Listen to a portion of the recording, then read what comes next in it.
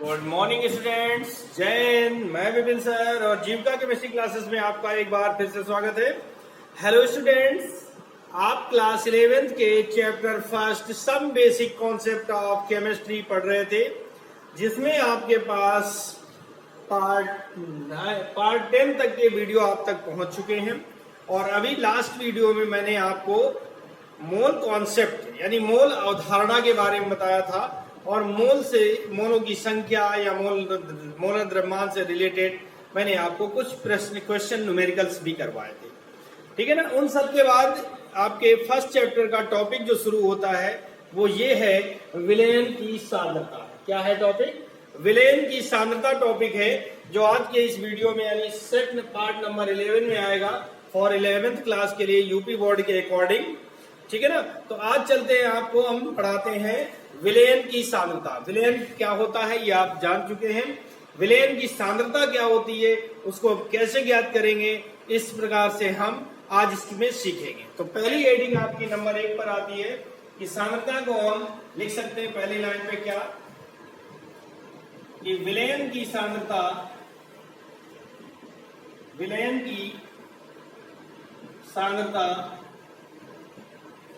निम्न प्रकार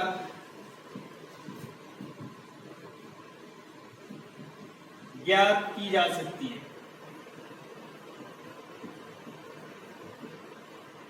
विलयन की सांद्रता को हम निम्न प्रकार ज्ञात कर सकते हैं। नंबर 1 पर आपकी हेडिंग है, नंबर 1 पर डाल सकते हैं ग्राम प्रति लीटर में सांद्रता। क्या डाल देंगे? ग्राम प्रति लीटर में सांद्रता, पहली हेडिंग हो जाएगी। इसकी देखिए डेफिनेशन क्या होती है।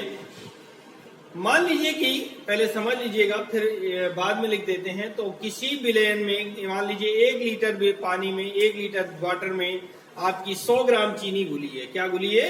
1 लीटर पानी में 100 ग्राम चीनी घुली है, तो उसकी सांद्रता हो जाएगी 100 ग्राम प्रति लीटर, ठीक है ना। इसी के अकॉर्डिंग देखिए डेफिनेशन क्या बनती है कि किसी विलयन के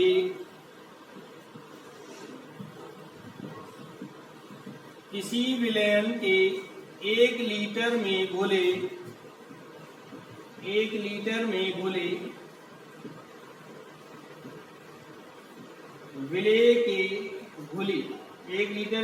विलेय की ग्राम में मात्रा, किसी विलयन के 1 लीटर में घुली विलेय की ग्राम में मात्रा उस विलयन की ग्राम प्रति लीटर में सांद्रता कहलाती है। ग्राम प्रति लीटर में सांद्रता कहलाती है। हो गया ना। क्या परिभाषा बनती है? किसी विलयन के 1 लीटर में घुले विलेय की ग्राम में मात्रा उस विलयन की ग्राम प्रति लीटर में सांद्रता कहलाती है, ठीक है। आगे आपकी हेडिंग शुरू होती है, सूत्र बनता है कि ग्राम प्रति लीटर में सांद्रता, ग्राम प्रति लीटर में सांद्रता बराबर ये हो जाएगी विलेय की ग्राम में मात्रा अपॉन आयतन लीटर। ये हमारा फॉर्मूला बन जाएगा, जिसके द्वारा हम विलेय की सांद्रता को ज्ञात कर सकते हैं। एक बार फिर से डेफिनेशन सुन ले। किसी विलयन के 1 लीटर में घुले विलेय की ग्राम में मात्रा उस विलयन की ग्राम प्रति लीटर में सांद्रता कहलाती है। ये पहली हेडिंग हो गई। अब इसको हम साफ कर देते हैं और चलते हैं नंबर 2 पर, ठीक है ना। नंबर 2 पर चलते हैं। तो नंबर 2 की हेडिंग है आपकी ग्राम प्रति लीटर में सांद्रता के बाद में नंबर 2 पर हेडिंग आपकी आती है नॉर्मलता। ठीक है ना। क्या है भैया? नॉर्मलता। अब अगर हम यहां पर देखें नॉर्मलता की परिभाषा क्या होगी, तो देखिए क्या हो जाएगा। किसी विलयन के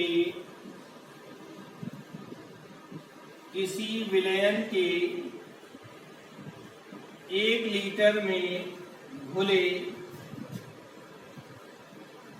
विलेय के 1 लीटर में घुले विलेय के ग्राम तुल्यांकों, किसी विलेयन के 1 लीटर में घुले विलेय के ग्राम तुल्यांकों की संख्या उस विलयन की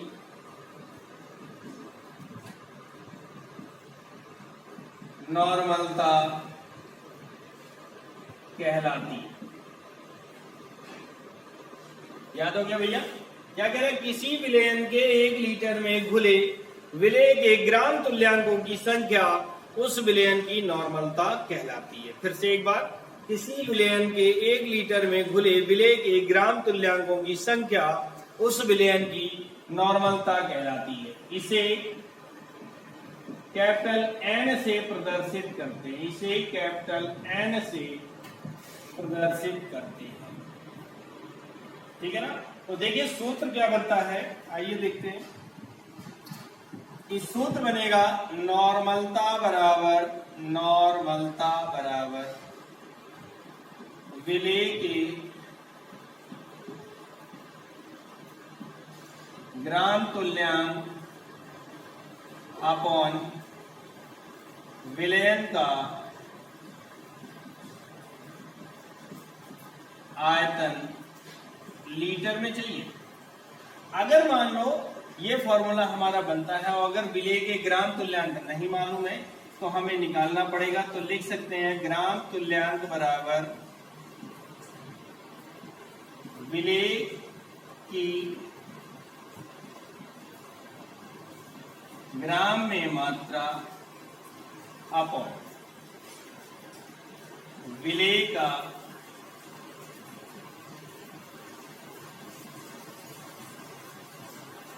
तुल्यांकी भार। ठीक है ना? ग्राम तुल्यांक की संख्या निकालना हो तो ये करेंगे। अब इस सूत्र को अगर हम इसके मान में रखें तो ये हो जाएगा नॉर्मलता बराबर विलेय की ग्राम में मात्रा बटे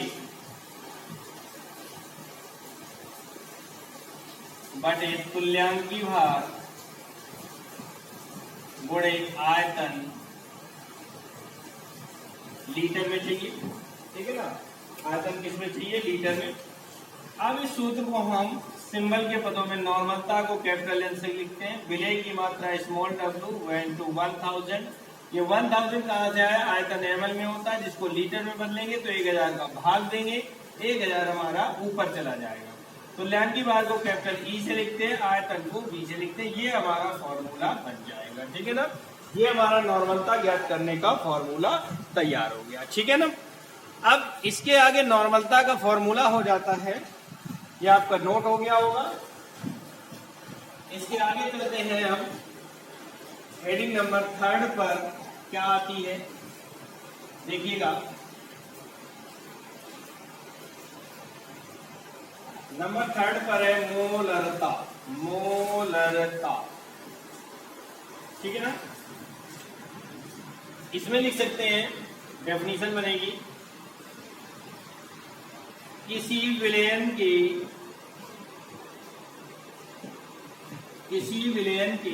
1 लीटर में घुले विलेय के मोलों की संख्या किसी विलयन के 1 लीटर में घुले विलेय के मोलों की संख्या, परिभाषा फिर से सुने, किसी विलयन के 1 लीटर में घुले विलेय के मोलों की संख्या उस विलयन की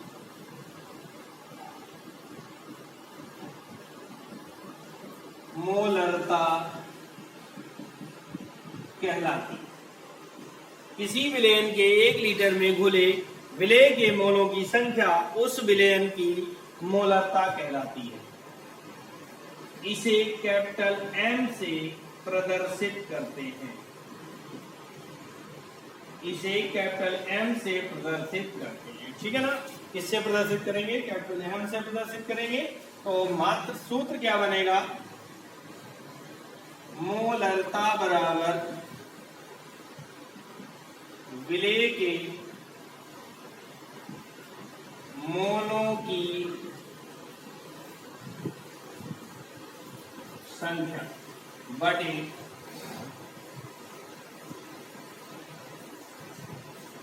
आयतन लीटर। ठीक है ना, विलेय के मोलों की संख्या बटे आयतन लीटर। अब अगर मोलों की संख्या ना मालूम हो तो हम लिखेंगे मोलों की संख्या बराबर, सूत्र होता है विलेय की ग्राम में मात्रा बटे अणुभार। ठीक है ना, अब इस सूत्र को हम इसमें फिट करेंगे तो ये हो जाएगा मोलरता बराबर विलेय की ग्राम में मात्रा अपॉन अणुभार गुणे आयतन लीटर। ठीक है ना, तो सिंबल के रूप में अगर हम लिखना चाहें तो मोलरता को क्या लिखते हैं, कैपिटल एम, विलेय की ग्राम में मात्रा स्मॉल डब्ल्यू इंटू 1000 पीछे की तरह, अणुभार को स्मॉल एम से लिखेंगे इंटू आयतन को v से लिखेंगे। ये हमारा मोलरता का फॉर्मूला है। ठीक है ना, नोट कर लीजिएगा। और इसके बाद आगे चलते हैं तो नंबर 4 पर आपकी हेडिंग होगी, ये हो गया होगा, हम इसको साफ कर देते हैं।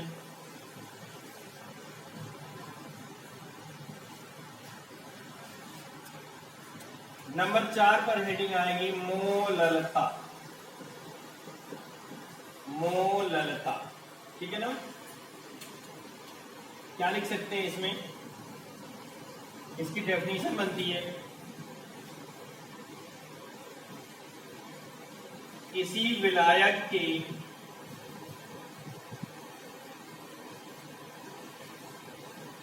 एक किलोग्राम में घुले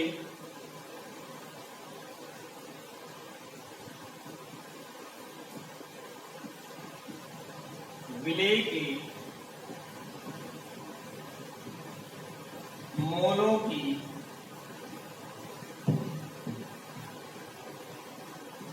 संख्या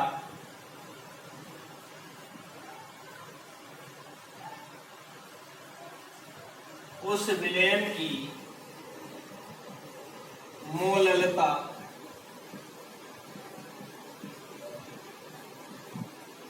कहलाती है। फिर से एक बार देखिए, किसी विलायक के 1 किलोग्राम में घुले विलेय के मोलों की संख्या उस विलयन की मोललता कहलाती है। फिर से एक बार देखें, याद हो जाएगा आपको, मेरे साथ दोहरा लीजिएगा। किसी विलायक के 1 किलोग्राम में घुले विलेय के मोलों की संख्या उस विलयन की मोललता कहलाती है। इसे स्मॉल m डैश से प्रदर्शित, ठीक है ना, इससे प्रदर्शित करना है, स्मॉल m डैश से प्रदर्शित करते हैं। तो देखिए इसका सूत्र क्या बनेगा, मोललता बराबर विलेय के मोल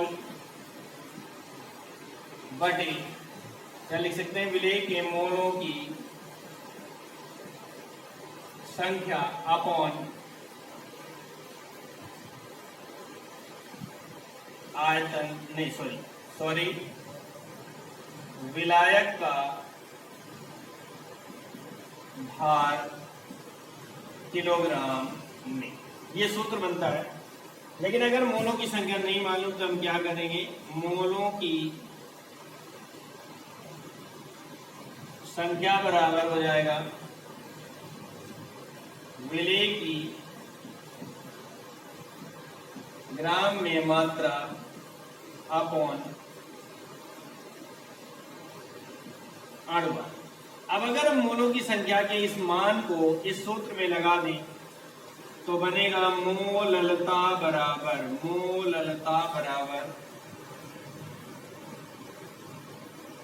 विलेय की ग्राम में मात्रा बटे अणुभार गुणे विलायक का भार किलोग्राम।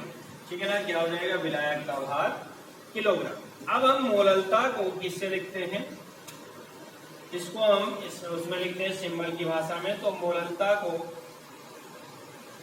स्मॉल m डैश से लिखा जाता है बराबर small w into 1000 upon small m into capital W। ये हमारा मोललता का फॉर्मूला बन जाएगा। क्या बनेगा, मोललता का फॉर्मूला बन जाएगा। इस तरह से हमने आपको 4 विधियां बता दी जो कि मोललता को ज्ञात कर सकते हैं, वो विलयन की सांद्रता ज्ञात करने के लिए। ठीक है ना, नंबर 5 पर चलते हैं। नंबर 5 की हेडिंग है आपकी मोल प्रभाज। मोल प्रभाज इसमें लिख सकते हैं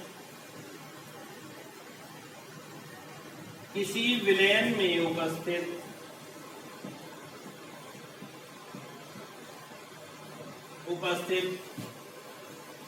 विलेय या विलायक के मोलों की संख्या, विलेय या विलायक के मोलों की संख्या तथा विलयन की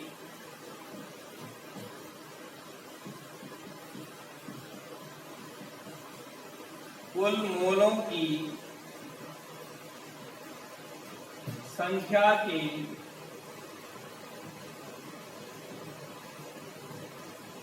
अनुपात को मोल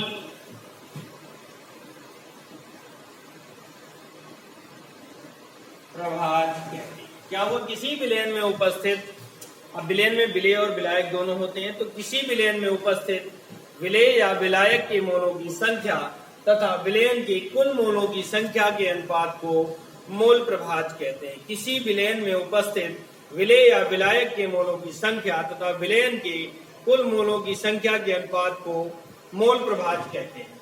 माना विलेय के मोल स्मॉल m तथा विलायक के मोल कैपिटल N हो तो विलयन के कुल मोल में क्या होगा, दोनों जुड़ जाएंगे यानी n प्लस n होंगे। ठीक है ना, दोनों जुड़ जाएंगे। अब हम लिख सकते हैं विलेय का मोल प्रभाज बराबर small n upon small n plus capital N। एक फॉर्मूला हमारा ये बन जाएगा और एक बनेगा विलायक का मोल प्रभाज बराबर कैपिटल N बटे small n plus capital N। एक फॉर्मूला हमारा ये बनेगा। तो विलेय और विलायक के मोल प्रभाजों की संख्या को हम इसके द्वारा ज्ञात कर सकते हैं। ठीक है ना, अब आगे चलते हैं नंबर 6, छठवीं विधि है, ये आपका नोट हो गया होगा। और नंबर 6 पर सांद्रता हम किसमें ज्ञात करते हैं, तो देखिए नंबर 6 पर हम लिख सकते हैं ppm में सांद्रता, ppm में सांद्रता। ठीक है ना, पार्ट्स पर मिलियन होता है।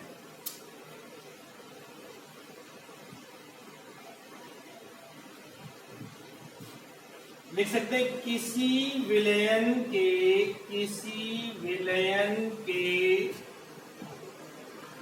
1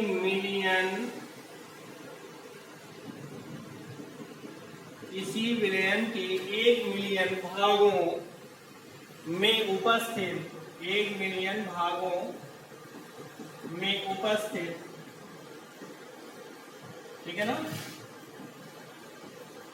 विलय की मात्रा उस विलयन की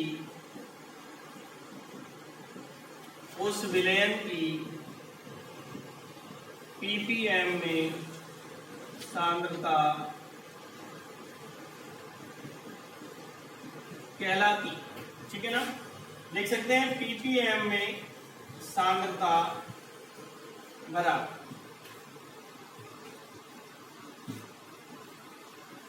विलय की मात्रा अपॉन विलयन की मात्रा इंटू 10⁶। ये हमारा फॉर्मूला 10⁶ कहां से आया, 1 मिलियन की बात कर रहा है, 1 मिलियन में 10⁶ होते हैं। आज के इस वीडियो में इतना ही। थैंक यू, जय हिंद।